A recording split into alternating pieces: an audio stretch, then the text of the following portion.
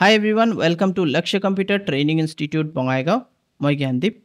আজি মই তোমালোকক অলপ থিওৰিটিক্যাল পাৰ্ট বুজাবলৈ চেষ্টা কৰি আছো আৰু আজিৰ যোনটো আমাৰ থিওৰিটিক্যাল পাৰ্ট হ'ব হেতু হ'ল এক্সেপশন হ্যান্ডলিং ইন পাইথন। তো এক্সেপশন কেনেকৈ তুমি হ্যান্ডল কৰিবা পাইথনত এটোৰ ওপৰত আজি মই তোমালোকক কিছুমান কনসেপ্ট বুজাবলৈ গৈ আছো আৰু ইয়াত তোমালোকে বুজি পাবা যে এক্সেপশন কি আৰু এক্সেপশনৰ কেইটা ভাগ আছে। ঠিক আছে, তো বলা আৰম্ভ কৰো। তো মই এতিয়া মোৰ পাৱাৰ প্ৰেজেন্টেশন ওপেন কৰিম আৰু তাতে তোমালোকক এটা এটাকে বুজাম। তো ইয়াত চাব পাৰা এক্সেপশন ইন পাইথন। তো এক্সেপশন ইন পাইথন কি হয় এটো প্ৰথমত আমাৰ বুজিব লাগিব। এক্সেপশন মানে হল এৰাৰ্স। ঠিক আছে, কিছুমান প্ৰগ্ৰামছত কিছুমান এৰাৰ আহে যেতিয়া তুমি টাইপিং কৰিবা, যেতিয়া তুমি কোনো প্ৰগ্ৰামিং কৰিবা কিছুমান এৰাৰ্স আহি যায়। ঠিক আছে, কিছুমান ভুল হয়। সেই ভুলবিলাকক আমি ৰেক্টিফাই কৰিব কাৰণে আমি পাইথনত কিছুমান টেকনিক্স এপ্লাই কৰো। তো সেই ভুলবিলাককে আমি এক্সেপশন কওঁ। তো দুই ধৰণৰ তুমি এক্সেপশন পাবা পাইথনত, ইয়া ভুল পাবা। সেই এক্সেপশনক আমি দুটা ভাগ কৰি দিছো। প্ৰথমটো হ'ল তোমাৰ সিনট্যাক্স এৰৰ, সেকেন্ডটো হ'ল তোমাৰ লজিক্যাল এৰৰ। তো বলা ইয়াত চাব পাৰা syntax error and logical error. এটা সিনট্যাক্স এরর কি হয়? সিনট্যাক্স এরর মানে হল ইয়াত মই এটা এক্সাম্পল দিছো, এই এক্সাম্পলৰ মাধ্যমে বুজি পাবা। সিনট্যাক্স এৰৰ মানে মানি লোৱা তুমি ব্ৰেকেট ক্লোজ কৰা নাই, কোবাত ডাবল কোটস আছে হেতু দিয়া নাই, ইয়া কলন দিয়া নাই, এই ধৰণৰ যোনবিলাক সিলি মিস্টেক হয়, যোনবিলাক ৰুলস হয় এটা প্ৰগ্ৰামৰ, সেইবিলাক যদি তুমি মিস্টেক কৰা সেইবিলাকক সিনট্যাক্স এৰৰ কোৱা হয়।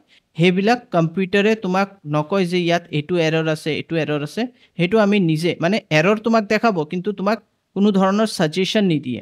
ঠিক আছে, তো হেতুক হ্যান্ডেল আমি নিজেই কৰিব লাগিব, নিজে আমি সেই কলন সেই ডাবল কোটস দিব লাগিব, আদারওয়াইজ তুমি আগবাঢ়িব নোৱাৰিবা। তো ইয়াত চাব পাৰা যে ইয়াত আমি কলন দিয়া নাই, তাৰ কাৰণে সিনট্যাক্স এৰৰ আহিছে। তুমি যেনেকৈ ইয়াত কলন দি দিবা, মোৰ মাউস য'ত আছে ইয়াত চাব পাৰা a greater than b, তাৰপিছত কলন দিলে এই প্ৰগ্ৰামটো কাৰেক্ট হৈ যাব আৰু তুমি এনসাৰ পাই যাবা। তো এটোক আমি সিনট্যাক্স এৰৰ কওঁ। ঠিক আছে, তো এইবিলাক মানে কি আমাৰ কিছুমান আমি ৰুলস ফলো কৰিব লাগে, সেই ৰুলস বিলাক ফলো নকৰিলে এই সিনট্যাক্স এৰৰ আহি যায়। নেক্সট আমাৰ আহি গ'ল লজিক্যাল এৰৰ। লজিক্যাল এৰৰত চাব পাৰা বিভিন্ন ধৰণৰ এৰৰ আমি হ্যান্ডেল কৰিব পাৰো, যেনেকৈ zero division error, name error, type error, value error, index error, key error, module not found error, import error. আৰু ইয়াত যে লিখা আছে জেড মানে জিৰো ডিভিজন এৰৰ, প্ৰথম ওয়াৰ্ডৰ যোনটো ক্যাৰেক্টাৰ ক্যাপিটাল, তাৰপিছত সেকেন্ড ওয়াৰ্ডৰ ক্যাপিটাল ওয়াৰ্ড ক্যাৰেক্টাৰটো, দেন যোনটো লাস্ট ওয়াৰ্ড আছে তাৰো ক্যাৰেক্টাৰ টু ক্যাপিটাল। তো এনেকা ধৰণৰে তোমাক সাজেশন দিব যে এই ধৰণৰ এৰৰ আছে। আৰু আমি এই ধৰণৰ এৰৰ মানে জিৰো ডিভিজন এৰৰ আমি হ্যান্ডেল কৰিব পাৰো, নেম এৰৰ আমি হ্যান্ডেল কৰিব পাৰিম, এই ধৰণৰ এৰৰ্স বিলাক আমি হ্যান্ডেল কৰিব পাৰিম, যোনবিলাকক আমি লজিক্যাল এৰৰ কোৱা হয়। ঠিক আছে, তো বলা নেক্সট। তো ফাৰ্স্ট জিৰো ডিভিজন এৰৰ, তুমি a এৰ ভিতৰত 10 স্টোৰ কৰিলা, b এৰ ভিতৰত 0 আৰু ডিভাইড কৰিলা।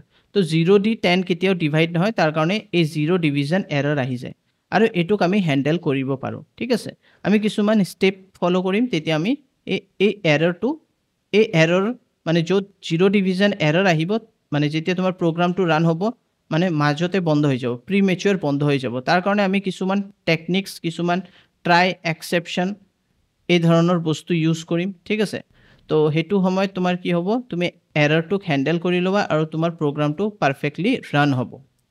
নেক্সট আহি গ'ল, ইয়াত চাব পাৰা জিৰো ডিভিজন এৰৰ আহি গৈছে, ইয়াত শো কৰিছে। নেক্সট আমাৰ আহিলে নেম এৰৰ। নেম এৰৰ কি আহিব, যেনেকৈ ইয়াত তুমি ফাৰ্স্ট নেম লিখিছা ৰঞ্জন, প্ৰিন্ট কৰি আছা FIR লিখা নাই, তাৰ কাৰণে ইয়াত নেম এৰৰ আহিব। কেলে কি তুমি নেম ডিফাইন কৰিছা ফাৰ্স্ট আন্ডাৰস্কোৰ নেম আৰু ইয়াত লিখিছা ফিষ্ট নেম। ঠিক আছে, FIST, তো ইয়াত ফিষ্ট আন্ডারস্কোর নেম। তো হি এটো আইডেন্টিফাই কৰিব পাৰা নাই, ফাৰ্স্ট নেম হি পোৱা নাই, তাৰ কাৰণে কি কৰিব, হি এটা এৰৰ দেখাব, হেতুক আমি কোৱা হয় name error. Next type error. Type এৰৰত কি হ'ব, ইয়াত তুমি প্রিন্ট 10 + 10 দিছা, কিন্তু 10 + 10 দিলে নহ'ব, ইয়াত ডাবল কোটসৰ ভিতৰত মানে এটো এটা স্ট্ৰিং ভ্যালু আৰু এটো এটা ইন্টিজাৰ ভ্যালু দুটা বেলেগ বেলেগ টাইপ হয় তেতিয়াহ'লে টাইপ এৰৰ দিব যদি তুমি ইয়াত 20 দিলা ইয়াত 10 দিলা কিন্তু হেতু স্ট্ৰিং হ'ব নোৱাৰে যদি স্ট্ৰিং নহয় তেতিয়াহ'লে এটো মানে সেম গ্ৰুপৰ যেনেকৈ এটো ইন্টিজাৰ এটো ইন্টিজাৰ কিন্তু ইয়াত এতিয়া কি আছে স্ট্ৰিং ভ্যালু আছে তাৰ কাৰণে ইয়াত টাইপ এৰৰ দেখাব আৰু যদি তুমি সেম টাইপ দিয়া ইয়াতো 10 দিলা সেম টাইপ হ'ব লাগিব ইয়াত 20 দিলা ইন্টিজাৰ হ'ব তেতিয়া তুমি এই এৰৰটো নোপোৱা টাইপ এৰৰ নোপোৱা তো এটুকো আমি হ্যান্ডেল কৰিব পাৰো নেক্সট আহি গলে তোমাৰ ভ্যালু এৰৰত ইয়াত কি লিখিছা তুমি a = int input enter the value তো ইয়াত এক্সাম্পল হৰি তুমি ইয়াত লিখিছা ইন্টিজাৰ মানে তুমি ইয়াত ইন্টিজাৰ ভ্যালু ষ্টৰ কৰিবা 10 20 30 whatever ভ্যালু তুমি ষ্টৰ কৰিবা কিন্তু তুমি টাইপ কৰি আছা হৰি তো obviously এটো এটা ৰান টাইম এৰৰ দিব আৰু তাত তোমাক ভ্যালু এৰৰ দেখাব যে তুমি ভ্যালুটো ভুল দিছা বেলেগ ভ্যালু দি দিছা ঠিক আছে তো এটুকো আমি হ্যান্ডেল কৰিব পাৰো নেক্সট আমাৰ তো ইয়াত ভ্যালু এৰৰ আহি যাব ঠিক আছে তোমাৰ যোনটো কনসোল আছে টাৰ্মিনেল তাত দেখাব নেক্সট তোমাৰ আহি গল ইনডেক্স এৰৰ ইয়াত চাব পাৰা লিষ্ট নেম লিখা আছে লিষ্ট 1 মানে লিষ্টৰ ভিতৰত আমি কিছুমান নম্বৰ ডিক্লেয়াৰ কৰিছো 1 2 3 4 আৰু ইনডেক্স ভ্যালু হল 1 অৰ 0 2 যদি তুমি প্ৰিন্ট কৰিব বিচাৰিছা 1 লিখিব লাগিব 3 প্ৰিন্ট কৰিব গলে 2 লিখিব লাগিব 4 প্ৰিন্ট কৰিব গলে 3 ঠিক আছে তো ইয়াত কি লিখিছো প্ৰিন্ট লিষ্ট নেম এটোৱে লিখিছো এটা তো ইয়াত নেম এৰৰো পাবা ঠিক আছে আৰু কেলেকি ইয়াত NAME নাই ইয়াত ই আছে এটো পাবা আৰু প্লাস ইয়াত 4 দিয়া আছে ঠিক আছে এই 4 ৰ কাৰণে হি ইনডেক্স এৰৰ ক'ব যে 4 ইনডেক্স নাই ইয়াত তুমি ভ্যালু ষ্টৰ কৰিছা 4টা কিন্তু 0 1 2 3 এনেকে ইনডেক্স ভ্যালু জেনাৰেট হয় আৰু তুমি দি দিছা 4 তাৰ কাৰণে ইয়াত তো 4 নাই আৰু 4ত কোনো ভ্যালু নাই তো হেতুৰ কাৰণে এটো এটা ইনডেক্স এৰৰ তোমাক জেনাৰেট কৰি দেখাব